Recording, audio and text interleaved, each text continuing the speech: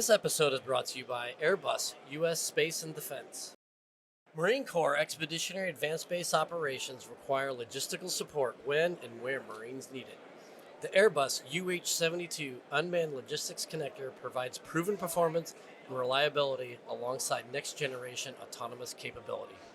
As the Marine Corps revolutionizes warfare, the UH-72 Unmanned Logistics Connector evolves to support it. Visit AirbusUS.com to learn more. That's AirbusUS.com. Hello, Scuttlebutt listeners. We are again live on the floor of Modern Day Marine, Day 3, and we are here with Sebastian Bay to talk about his game, Littoral Commander, which is featured in the Commandant's Cup, the wargaming tournament we have going on. Sebastian, how are you doing today? Hey, it's been great. I was supposed to come to Modern Day Marine last year, and I had to go on a work trip, so I'm really happy to be here and be able to speak to all of you and be part of the Objective One wargaming. This booth. tourney is kick-ass, man. Yeah. So it's so cool that you're here to see the final day. Yeah, absolutely. It's been such a great experience engaging with Marines, and I was telling Will before we got on here that one of the things I was really surprised by and really keen on is how many senior enlisted gunnies, master sergeants, and staff sergeants that came up to me and they're like, "Hey, you know what I mean? I've been following you about wargaming. Like, this is what we're doing at our unit. How can we get more involved? How can we do more things for our Marines?" And I'm like, yes, it is propagating beyond right. DC, propagating beyond the schoolhouses, and this is my enlisted bias, right? Being a former enlisted myself, of saying like, hey, like, if I can get these guys, the master sergeants, the gunnies on board, it will have legs. It will endure beyond the PCSs of the handful of officers at a unit, right? And if I can get that institutional memory going, it'll be a long-term victory for the Corps. Awesome. So what have your experiences with Modern Day Marine so far? Because your game's featured, right? Yeah. So it is part of one of the many games that are being featured over Objective One, which is the wargaming booth that Tim Barrick at Marine Corps University has like orchestrated together. So one part of it is the Commandant's Cup, right, which is using a variant of OWS. Littoral Commander is another feature of that. I always call OWS and Littoral Commander siblings, right? And I joke with Tim that Tim designed OWS for his former self, which is Colonel Barrett, right? And I designed Littoral Commander for former Sergeant Barrett, Bay, right? Where OWS looks at, you know what I mean, big theater, like, how do I do joint warfare? How do I do operational art? But then Littoral Commander is looking at at the company level, at the EAB level, at the battalion level, at the MLR level, how does different technologies, different tactics, but how do I get to work together at this sort of tactical decision making of like, when do I shoot, how do I sense and detect and track and target all these things, sort of the F2, T2, EA sort of process, that kill chain process, and look at different technologies at a granular level that OWS doesn't. And we always say like, hey, like my entire map is one hex of his map, right?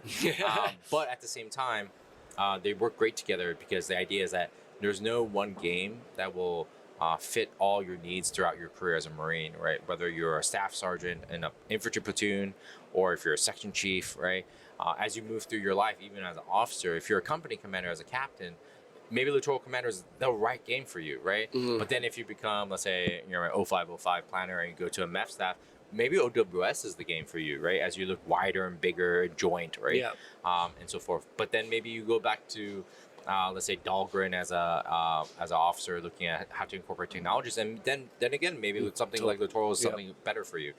And it's not to say those are the only two options. I was just talking to the Metal guys, and they were excitingly talking about we've been talking about via email a game called Red Threat Rising. Is a game of a bunch of staff sergeants and their officers built together just organically because like, hey, we want games. We don't see a game that fits this niche out there. We're gonna build it. And then they have taken two of their participants for the Wargaming Cup. Has been modifying to look at the information space and the influence. I was like, yes, please tell me more, right? And I was talking to another gunny out of 2MEF, their chief of modeling and simulation, of saying how he has built Contact Front, which is a squad level game. And I was like, yeah, most people don't make squad level games because it's so like granular, right? So he's like, but when I'm talking to platoons, when I'm talking to platoon commanders and platoon sergeants, this is the level they're thinking about, right? Yeah. How do I get them to think about line of sight and all these things and keeping just? I remember being a squad leader myself, and I was like, where's my 12th dude? Where on Bridgeport on a hill? I was like, or being on a range and range 400 and like be like, get up, get going, right, right. And that sort of idea is like, how do I get them more reps, those mental reps of doing leadership, right? Making decisions at various levels of tactics, right? So what were some of the obstacles or things you need to consider when developing Little World Commander to make it reflective of like a realistic EABO environment? Oh man, that was so much. So, so much homework went into Littoral Commander and its design because I wanted it to be defensible and I wanted it to be transparent, right? To be like, if Vic was like, hey, why does it work this way? I can tell you exactly why it works this way. And even if you didn't disagree with why I did it this way, or even let's say the numbers, right? Then at least Vic knows why I did it, right? And if he disagrees, he can change it. At least he understands what assumptions went into it. So I'll give you some of the big influences to the research of how Littoral Commander worked, which is one, Wayne Hughes' fleet tactics, huge influence on how long-range fires and interception work in our game. We use a lot of his salvo equations of offensive power deducted by defensive power applied to endurance power is essentially the core heart of our game. And then we use Trevor Dupuy's work in combat equations to determine ground combat for our ground units and sort of looked at that. So for detection, we use a bit of things from like random search theory and so forth from Fighting the Fleet and other works like it. And then for the map, we use a lot of ArcGIS mobility studies that go all the way back to the Cold War, that methodology of like, hey, if I have a four-wheel vehicle, how hard is it for me to move around? And we just bake that into the map. And for the cards and stuff, a lot of things, the big thing I like to explain to people is, they're like, hey, when you have a cyber card or a hypersonic weapon or some whiz-bang thing that only exists on a booth here in modern-day Marine, how do you determine its effectiveness in combat against the adversary? And I was like, honestly, we don't know sometimes, right? If they have, we look at their manufacturer data of like their ranges and what they say Kind the of like effectiveness the is. Jane's book of new stuff, right? Exactly, Yeah. right? And then, but that's only sort of like factory fresh, right? Yeah. So then we also say, hey, we go to SMEs and we do a method called benchmarking, where we take known data sets or data points. So like we know how Tomahawk performs in the real world. We know how this system works, right? So we'll say this is 70%, this is 40%. And then if Will is like, hey, what about this newfangled quadcopter? I'm like, okay, is it better than a Tomahawk? Is it better than this other capability? And then we'll at least know where to bin it. And we're like, at least if Tomahawk is 70% effective and this thing's less than that, so at least we know that, right? Yeah. But it's better than this other thing that's 40, so it's somewhere in between 40 and 70%, right? And that's sort of how we did some of the future stuff. I ran this game for a bunch of Marines at Mar4 Cyber once, and they are looking at the cyber cars, and they're like, hey, like, this should be higher, this should be lower, and because they're cyber experts, so they understood. And I was like, and they're like, why didn't you have this higher or be lower? And I was like, it is because unless you show me an unclassed document that says this is higher or lower than 50%, it's exactly 50% because I didn't want to make a judgment call on it either way. Nice. And also another thing was we don't know until we do, right? I am reminded of the studies where we did about air, when we did modelings and sims during the Vietnam War about the effectiveness of air power, right? And we thought, using our models and sims, that it would be a lot more effective. But in the real world, they weren't shooting at the targets that the munitions, the air-to-air missiles were designed to do, which was slow and big bombers versus really fast, maneuverable tactical aircraft in Vietnam. And also, like, the weather really messed up, like, the electronics and of the missile itself. Well, I mean, we saw it at OIF-1. Yep. We realized that, like, Soviet-style stuff just wasn't made very well. Yeah. And so, Jane says, hey, that's 3 inches of homogenized steel. Yeah. But then you realize there's a ton of air pockets because it's just assembly line stuff. So, like, you got a 50 cal with slap rounds, give it a go. You might just actually hit one of those pockets. Yeah. And you get lucky. And that's one of the things we wanted the game to do. And the approaches that we wanted to take was, have an open architecture, and that's why we did cards. And honestly, the cards shaved years of my life. Because it takes so much effort. But one of the things it does is it makes it easier for the user. So if Vic and Will, or you're playing a game, you're like, hey, let's make a new card, right? Okay, cool. Like this is the new card, or like, hey, give me a Sharpie. I'm going to change this number, right? We wanted people to be able to do that and have that system be flexible without breaking everything, right? So that's the sort of open architecture, the approach that we took up to it. Yeah. Awesome. So what's in the future? We talked a little bit before that there might be another Literal Commander. Yeah. So currently, right now, we're about 90% done with Littoral Commander Baltic, which is looking at the future Argmu. Well, why would you pick the Baltics? That's weird. Yeah. Random. Random, right? It's just because I like the summer there. I'm just kidding. We were looking at different places. Honestly, I had a lot of good discussion with my dev team about like what should be the next area. A lot of people are like, oh, it should be Red Sea or the Middle East or whatever. And then other people were like, oh, we should just stay in the Pacific, right? Like, don't fall for the UCOM, SEGCOM, like propaganda, right? And no one ever said Southcom, by the way. No one ever was like, yeah, we should do Southcom, right? Get this guy out of here. But we thought about the Black Sea. We thought about CENTCOM, like Red Sea. We thought about the Mediterranean. We even thought about the GIU Gap. Or High North as a set, but we ended up with the Baltics because one, there was lots of information about it, about how we may fight, and it's concern for a lot of people. It's a data collection vacuum. Yeah. So I was like, hey, there's a lot of information here. Red Sea it's like really fast in developing, right? And I didn't want to make a game that was incomplete without a lot of information to it. So Baltic was one, but the other bigger factor that really drove my decision was for our allies and partners. When I talked about the next Littoral Commander for them, they were like Baltics, right? They're like, hey, if you ask any other Baltic states, Estonia, Latvia, Lithuania, they're like, yeah, man, we're next, right? If you look at the Germans or the Poles or the Swedish and the Finnish, right? They're like, this is where we're thinking about, right? So you go for an international market. Yeah, but not even that. But one of the things I wanted to do, which is the first vision with Indo-Pacific version was I want Marines to talk to sailors, to soldiers, to have that joint mindset of like, hey, not only does the conversation of this is what the Marine Corps brings to the Joint Force, but hey, how do I fit in the Joint Force? That was a conversation I wanted Marines to have. Nice. And then this next one, as I look further beyond that, I want the conversation to be like, hey, we're the DoD, we're the U.S. military. How can we fit with the Danish Marines? How do we fit with the Finnish and the Swedish, right? How do we all work together? And that's how I'm looking forward, which is the next step is after Baltic is finished and off to the factory and off to the press. The next thing I want to do is cycle back to the Indo-Pacific and then Baltic in that order of adding our allies and partners back because we're going to fight as a coalition. We always say this in articles and stuff like that, like allies and partners like Japan, Korea, Australia, all these people.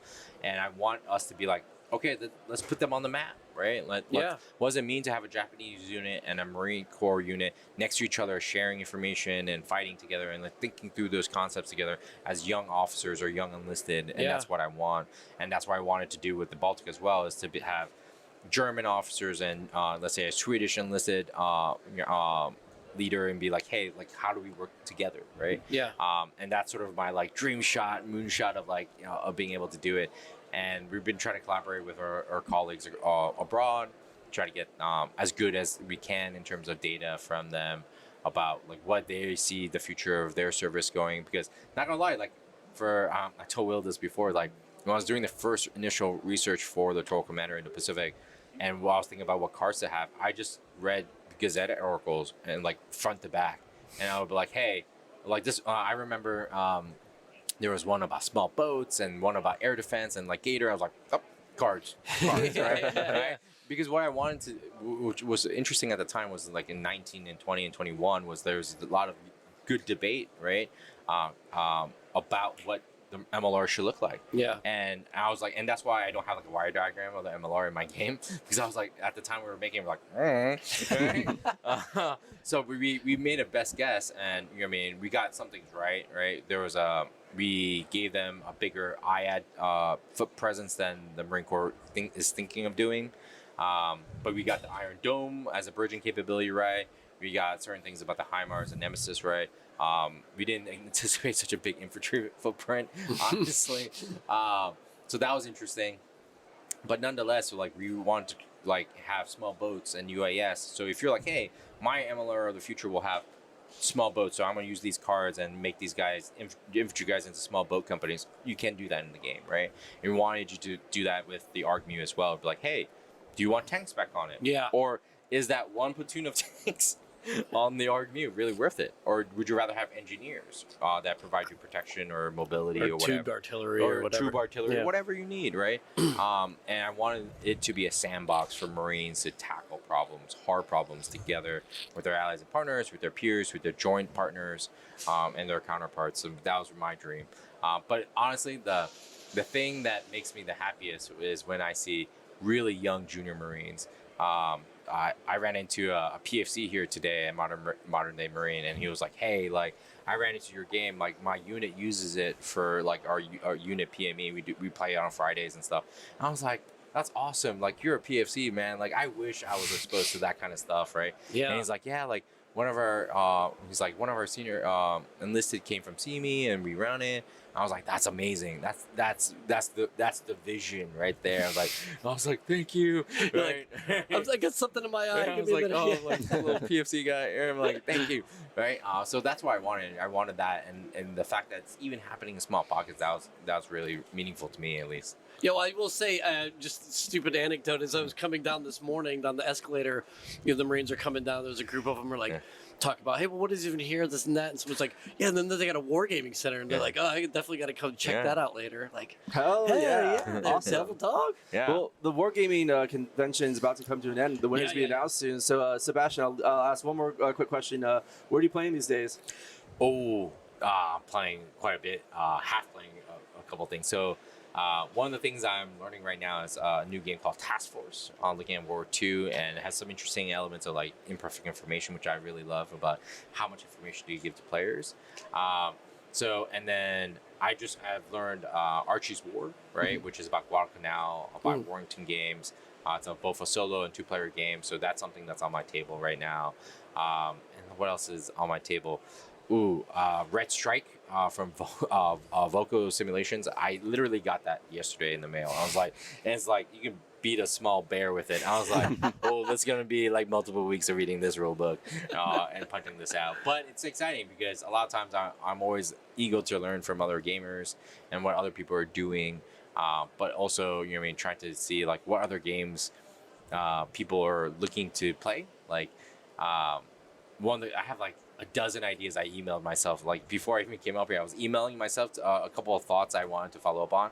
Was one of the corpsman schools wanted to ask like, hey, can we create a game about like frontline like medical care, like corpsman stuff? Right? Oh man, that was the guy we just had here earlier. Yeah. And it was like they were from the schoolhouses from under training command. They're like, hey, like all the war games are usually about like combat arms stuff, like tube artillery, HIMARS, all the glory hogs, right? Right? No one cares about us poor corpsmen, right? And I was like, and then I was like, sit down with me, let's talk. Like, what would you want your corpsmen to learn? And they're like, we want corpsmen to learn about like resource allocation and making tactical decision making. We teach them the skills of how to do tourniquets and all these things, but that's only half the equation, right? It's not critical thinking. Yeah. It's just rote memorization. Yeah, right. But it's like that muscle memory skill. But now we want them to know how to apply that skill, apply their craft as a corpsman judiciously and well within a really crappy environment, right? Things are being shot at, things are blowing up, and you're like, hey, which Marine do I go to first, right? How do I care care of them? I don't have so much bandages in my bag. Like, how do I allocate that mindfully and in the process application of my skill? And I was like, that's a cool game idea. Let's do that, right? And we chatted for like 30 minutes about that. Nice. And that's what I want, right? Is that it not to be just about like the hex encounter games like Littoral Commander that looks at combat stuff, but also like Air Sortie Generation, which I have a game on called Squadron Commander. It's like 20 minutes of play. I built it on PowerPoint. Right? Originally started out as a napkin. Right? And then this Corpsman idea has like been bouncing around my head since this conversation at 10 in the morning. So I really hope that not only we do more wargaming across echelons, but across communities, right? That breaks out the combat arms, and then we can do it for all sorts of things from corpsmen to how do I manage supply, right? Yeah, logistics support. Logistics, Yeah, right? yeah. Air maintenance and sortie generation. But you know what I mean? I've been walking around modern day Marine. I was like, oh, looking at Littoral Commander, I was like, oh, that'd be a cool card. I'm like, oh, that looks like look at that thing. You know what I mean? I saw this thing where like a shipping container unfolded and had like 4 rockets inside of it. Like, that's cool. And the idea is like, hey, how does this work? Where is it good for? And so forth. And I really just want Marines to think about it. It's never to say this is the solution, you should go buy it. It's like, hey, this is a solution that people think are useful. Do you think is useful?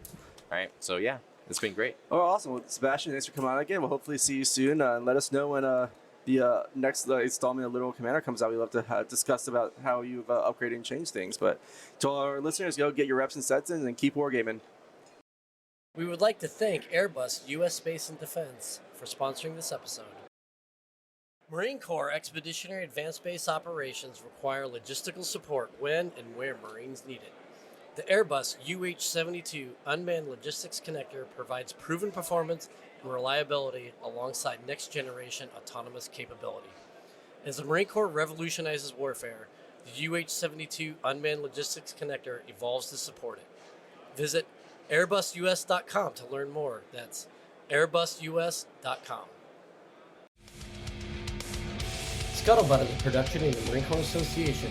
You have heard the voices and contributions from Major Vic Rubel, USMC retired, Nancy Lichman, William Trudy, and our guest. Ty Frazier is the editor, sound engineer, and technical producer. The Marine Corps Association is not an agency of the U.S. government. The opinions expressed in this episode are the personal views of the participants and do not reflect the official position of the United States Marine Corps, the Department of Defense, or the Marine Corps Association.